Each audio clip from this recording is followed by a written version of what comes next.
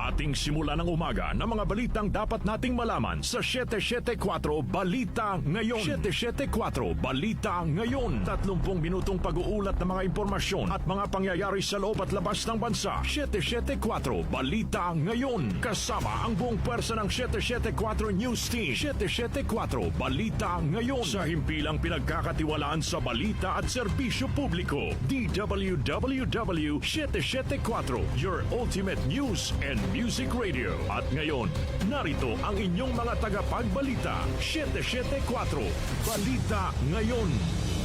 774 Balita Ngayon.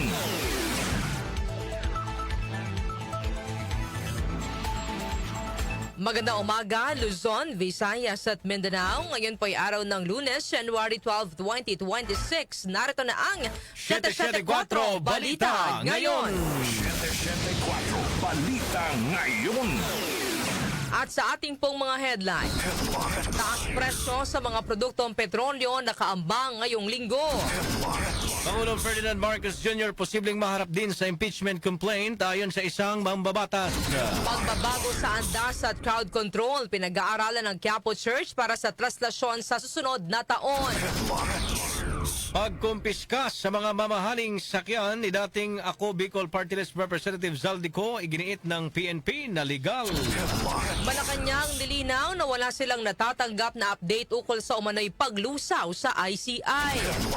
Bilang naman ang nasawi sa landslide sa isang landfill sa Cebu City, umakyat na sa 6.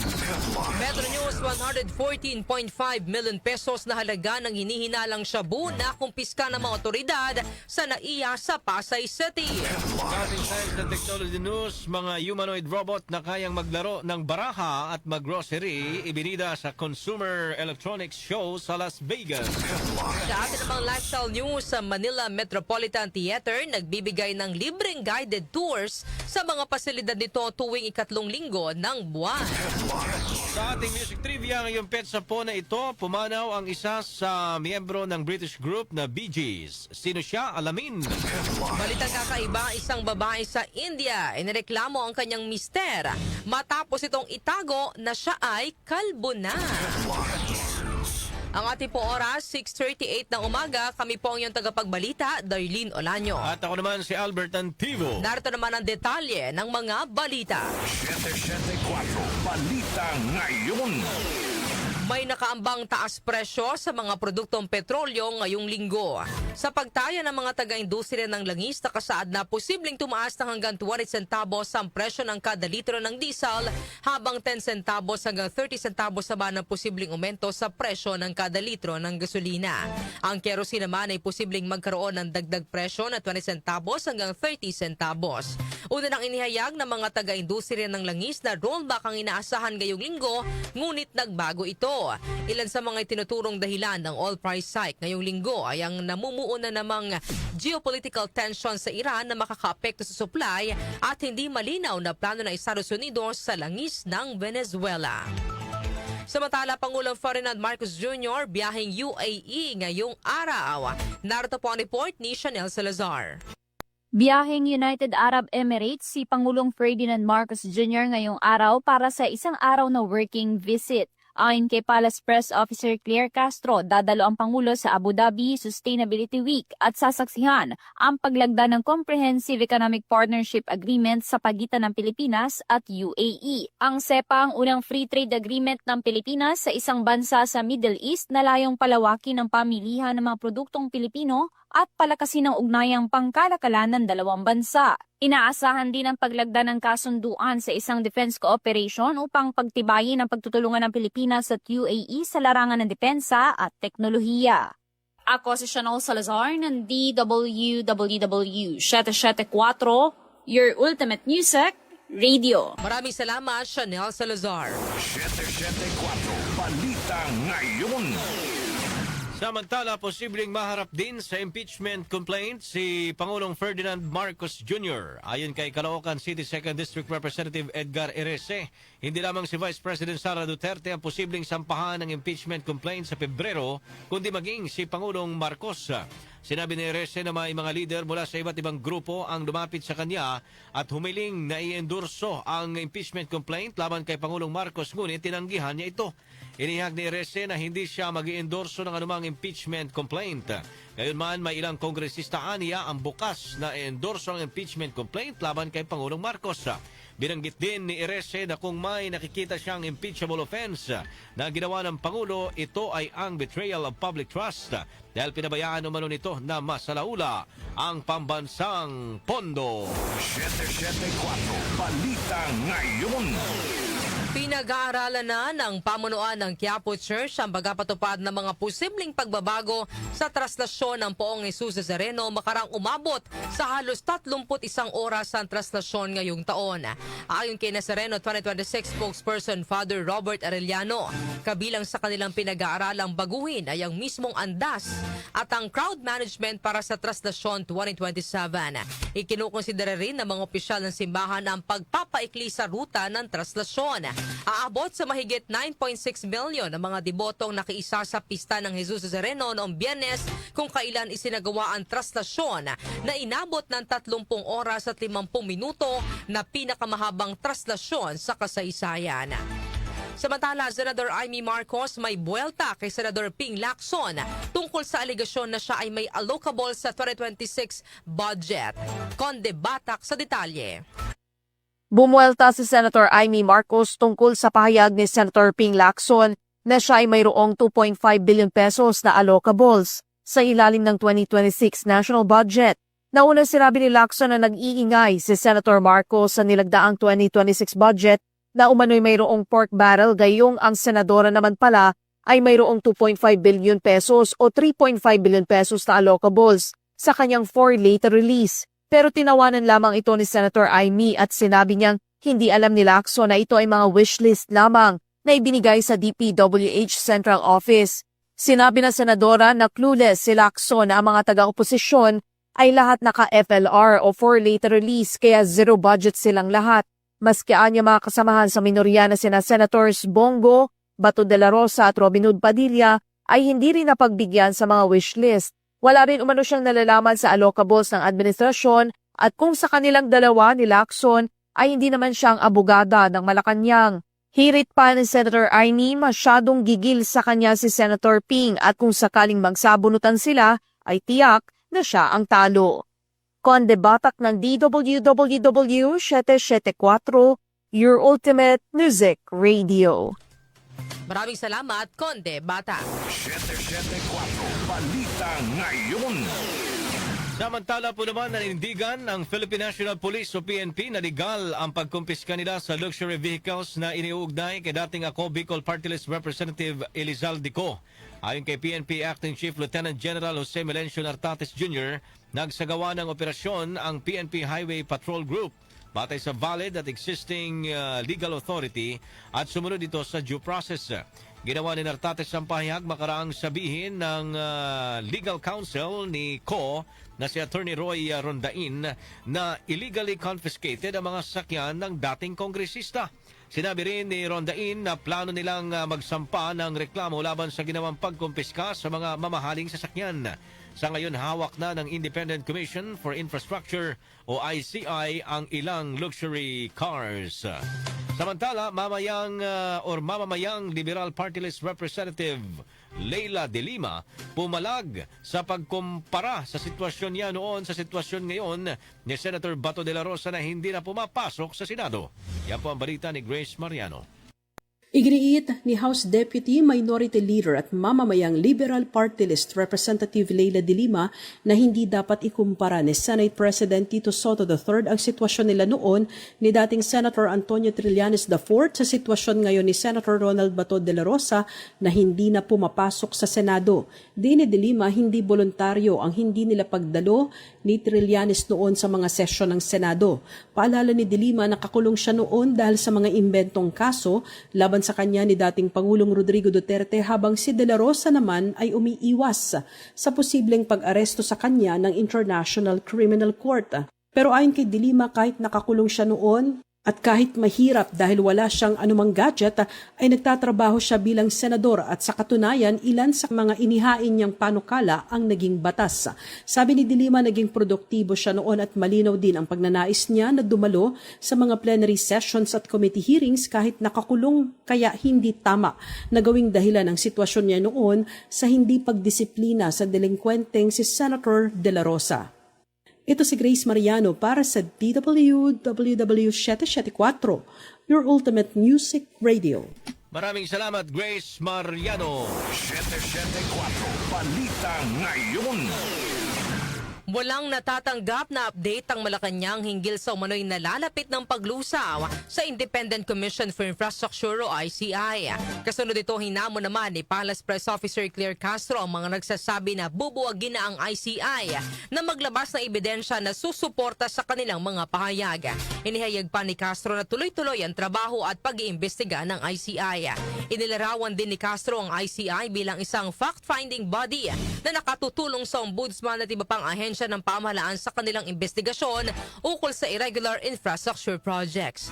Una nang sinabi ni Senador Amy Marcos na nakatanggap siya ng impormasyon na formal nang bubuwagin ang ICI pagsapit ng Pebrero, mahigit 4 na buwan matapos itong itatag ni Pangulong Ferdinand Marcos Jr. Samantala, stepdad na most wanted sa rape ng minor de edad, timbog ng CIDG sa Davao Oriental. Detalye po ihatid ni Angel Garcia.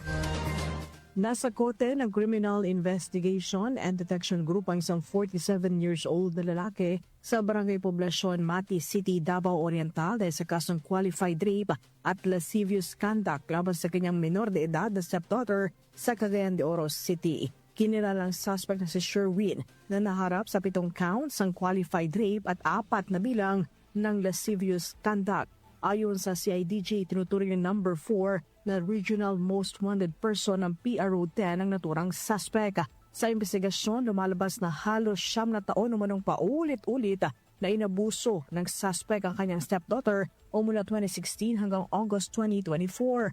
8 taong gulang pa lamang ang biktima nang magsimula ang pang-abuso kung saan dahil sa takot at banta, hindi agad nakapagsumbong ang bata hanggang sa hindi niya na makayanan ang dinanas na pisikal at emosyonal na trauma. Nitong 2025, nagkalakas loob ang minor de edad at isiniwalat ang sinapit sa kanyang ina dahilan upang magsampa sila ng reklamo noong June 30 laban sa kanyang stepdad. Angel Garcia ng DWWW 774, your ultimate music radio. Maraming salamat, Angel Garcia. 774 Balita Ngayon. Samantala, kapapasok naman po na balita, umakyat na sa 8 ang bilang ng mga nasawi sa landslide sa isang landfill sa Barangay Binalew, Cebu City. Ayon po sa Bureau of Fire Protection o BFP, nasa 31 katao pa ang nanatiling nawawala, habang 12 individual naman ang nasagip na nagtamo ng injury sa katawan. Nagpapatuloy pa rin ang search and rescue at retrieval operations ng mga otoridad. Sinabi naman ng Cebu City Public Information Office na gagamit na ang 50 toneladang gagamit na ng 50 toneladang crane para sa heavy lifting para mabilis naman ang debris cleaning operation upang makatulong sa pagsagip sa mga nawawala. 11 milyong bata naman target na isailalim sa Ligtas-Tigdas campaign ng DOH. Programa kasado na ngayong buwan. Narito po ang balita ni Gina Mapi. Gina. Aarangkada ang Ligtas-Tigdas campaign ng Department of Health ngayong taon o sa Enero at 19.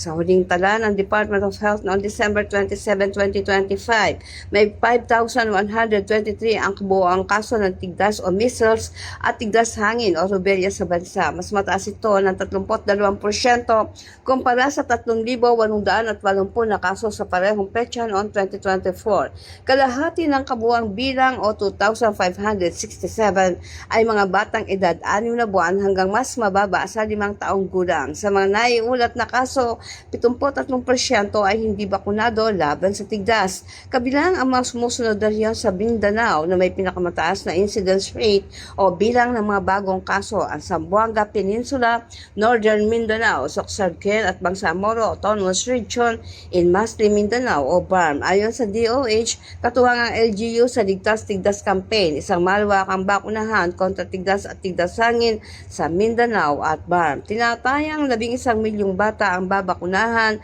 sa pagsasagawa ng ligtas-tigdas sa buong bansa. 2.8 million sa bilang na ito ay mga bata sa Mindanao, 5.6 million ay mga bata sa Luzon at 1.9 million ay mga bata sa Visayas. Ako si Gina Mape ng DWWW774, your ultimate music radio. Maraming salamat, Gina Mape. 774 Balita Ngayon. Ang ating po oras, 6:51 ng umaga. Kami pa rin po ang inyong tagapagbalita, Darlene Olanyo. At ako naman si Albert Antivo. 774 Balita Ngayon. Metro News. Metro News. Sa ating Metro News, tinatayang aabot sa mahigit 114.5 million pesos na halaga ng hinihinalang shabu ang nakumpiska ng mga otoridad sa NAIA Complex sa Pasay City. Ayon sa NAIA Interagency Drug Interdiction, nasa mahigit 16,000 grams ng substance na hinihinalang shabu ang nakumpiska sa isinagawang operasyon sa Pearpag Center. Naaresto rin ng otoridad ang nasa 3 individual. Itinago ang shabu sa loob ng green figurines kasama ang green marble stones at tissue paper na inilagay sa 4 na kahon na binalutan ng packaging tape.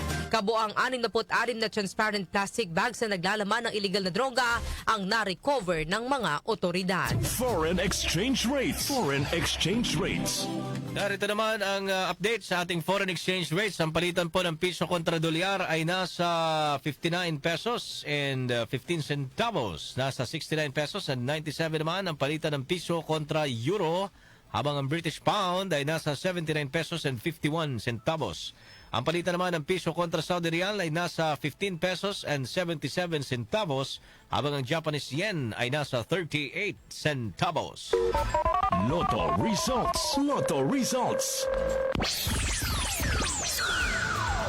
Update naman tayo sa resulta ng loto. Ihatid po sa atin ni John Bakiran. John, Narito na ang mga lumabas na winning combination sa Grand Lotto 655 na binuwal kagabi January 11, 34, 41, 44, 37, 38, at 90. May papremyo naman ito na 29,700,000 pesos. Ang bola naman sa Mega Lotto 645 ay ang 6, 3, 7, 24, 21, at 9. Kung saan ang papremyo naman ay aabot sa 8,910,000 pesos. Wala namang nakapag-uwi ng naturang mga papremyo. Ako po si Jonah Bakira na nagsasabing huwag na umasa sa bola, tumaya sa buhay para maka-jackpot ka ng tagumpay. maraming salamat, John Bakiran. Science and technology. Science and technology. Sa ating Science and Technology News, mga humanoid robot na kayang maglaro ng baraha at maggrocery. Ibinida sa Consumer Electronics Show sa Las Vegas. Detalye, ihatid po ni Rose May Miranda. Rose May. Naging sentro ng Consumer Electronics Show ngayong taon na ginanap sa Las Vegas ang mga humanoid robot na may kakayahang mamili at maglaro ng baraha. Dito ipinakilala ang humanoid na si Garbot na nagpakita ng abilidad nitong magtrabaho sa mga retail store at kumuha ng mga item mula sa mga estante ng tindahan. Sinabi ni Yvonne Yuan, Head of Overseas Marketing ni Garbot, na kayang mag-operate na naturang humanoid robot sa mga ganoong uri ng environment kung saan nagtatrabaho rin anya ito sa mga warehouse, factory at pharmacy. Ang iba namang kumpanya ay pinakitang gilas ang dancing skills ng kanilang mga robot, habang ang iba naman ay halos para ng isang tao kung kumilos. Samantala, may isang humanoid robot ang kayang maglaro ng card game na blackjack na siyang highlight din ng naturang event. Inihayag ni Sharpa Global Vice President Alicia Venegiani na nagpapakita ito ng mga artificial intelligence o AI capability ng robot kung saan kaya nitong mag-isip at magdesisyon. Manatiling may kaalaman sa agama teknolohiya sa gitna ng pagiging moderno ng ating mundo. Ako si Rose May Miranda ng DWWW 4, Ultimate Music Radio. Maraming salamat, Rose May Miranda. Lifestyle News. Lifestyle News. Sa atin namang lifestyle news, sa Manila Metropolitan Theater nagbibigay ng libreng guided tours sa mga pasilidad dito tuwing ikatlong linggo ng buwan. Dali po ihatid ni Mika Fajardo. Mika.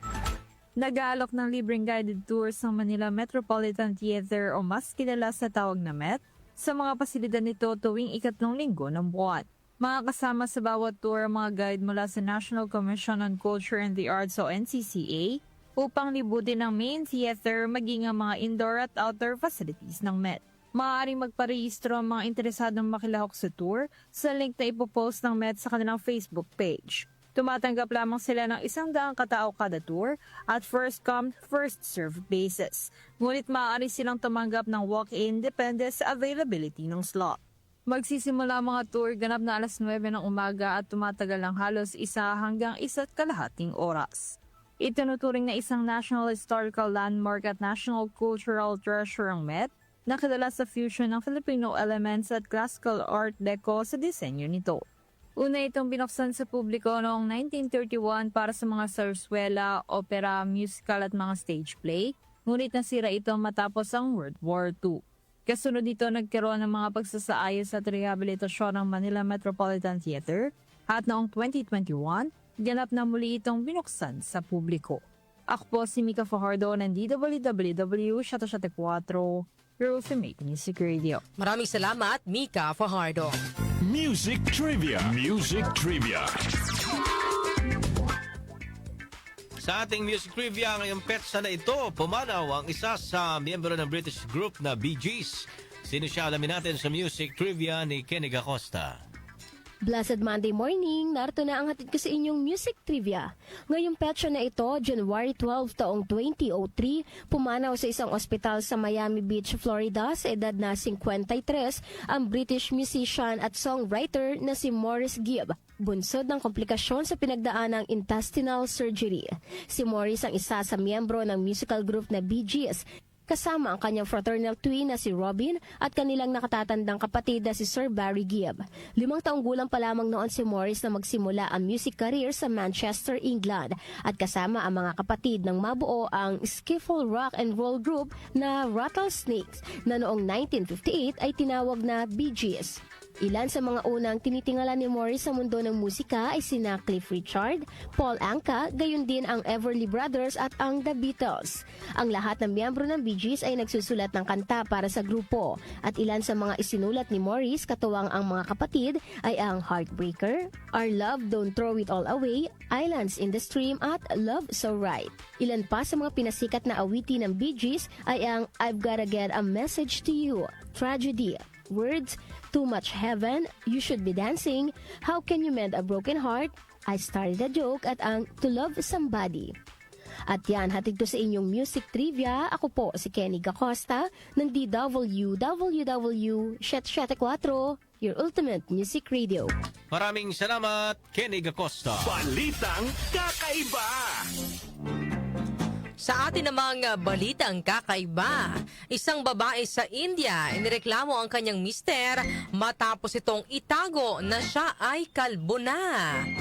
Alamin natin ang detalye ng balitang kakaiba kay Doc Justin. Good morning, Doc Justin. Good morning, good morning, good morning, darling. Good morning sa lahat nating mga taga-subaybay. Hindi pa ako kalbo. Oo, kaya... baka mamaya tinatago mo lang din, Doc Justin, ha? Yan. Oo. Mas matigas pa to sa nylon. Yeah. Buhok ko. Ginustuhan ng isang babae sa India, Darlene at Albert, ang kanyang mister makaraan magpanggap na siya'y may buhok at hindi nakakalbo. Ayon kay Lavika Gupta, bukod sa kanyang asawa, inireklamo rin niya ang kanyang 4 na in-laws. Makaraan siyang lukuhin para mapapayag siyang pakasalan ang kanyang mister noong 2024. Iniyag ni Gupta na itinago sa kanya ng kanyang in-laws ang ilang detalye tungkol sa kanyang mister na nagngangalang Sanyam Hain. Gaya ng pisikal na itsura, edukasyon at financial status nito. Paniniwala rin niya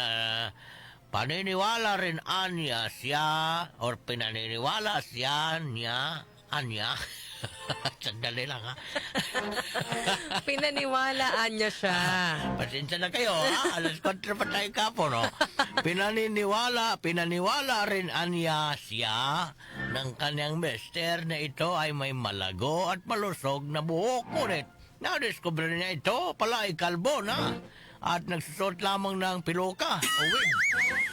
Inakusahan din na Lavica ang kanyang asawa ng pananakit sa kanya. Yung kalbo medyo mababa pa yun, pero yung pananakit sa kanya at pinipressure siya umanong magdala ng marijuana mula Thailand patong India. Ibang usapan. Ibang usapan. Ibang dapat usapan. lang talaga siya kasuhan. Oo. Kulong kasi hindi na normal yung gano'n. Pero yung dahil kalbo lang, siguro kasi di ba kailangan mong tanggapin. Oo. Kaya nga pagkasal, anong tinatanong Darlene? Ano?